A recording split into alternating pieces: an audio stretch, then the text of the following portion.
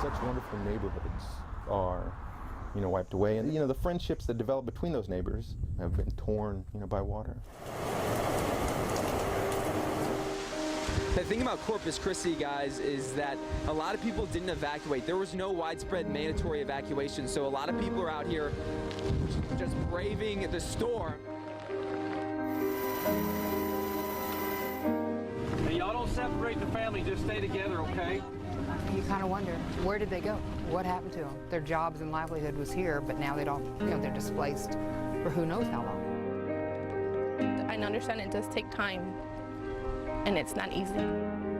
For those of us that experienced it, Harvey never ended. 6 months later, it hasn't ended.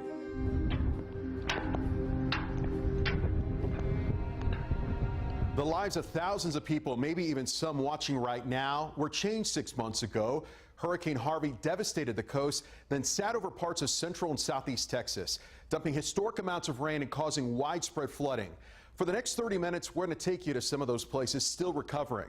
So let's start with looking back at the storm of what we know now. For Texans living along the coast, hurricane seasons come and go. It only takes one storm at the wrong time and the wrong place on the Texas coast. It had been nearly 60 years since a hurricane as powerful as Harvey hit the state. Category 4 Carla in 1961, killing 46 people. Harvey killed 68, more than half in Harris County alone. Harvey was just a different kind of a hurricane. It wasn't just powerful, but its destruction covered a large part of the state. Wind gusts topping out at 150 miles per hour near Rockport. Along the upper Texas coast, over 60 inches of rainfall recorded. But what surprised meteorologists the most was just how fast Harvey strengthened in the Gulf waters, going from a depression to a major hurricane in just 36 hours. I think atmospheric and oceanic conditions were all just about perfect.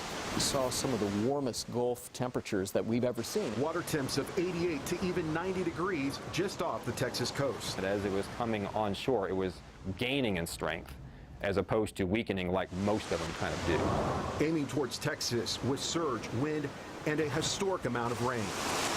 From a meteorology standpoint, when you start seeing weather models producing 40 and 50 inches of rain, something we've never seen in our careers a weather model produce, it becomes a little unnerving.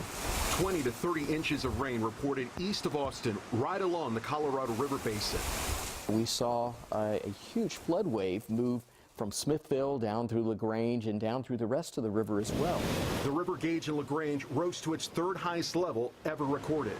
So why was Harvey so powerful? Could climate change have played a role? It's still too early to tell about what effect climate change has on the amount of hurricanes and the intensity of hurricanes. We need more data and more time and more hurricanes and more events to kind of see really are the numbers increasing. For now, meteorologists will continue to study the data, which will hopefully lead to better forecasting and a better chance to save lives.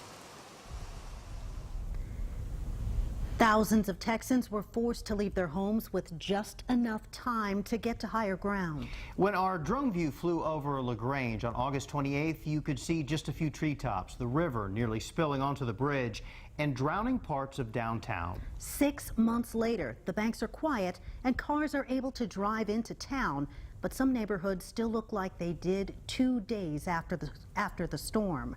Chris Betts is live in LaGrange tonight. Chris?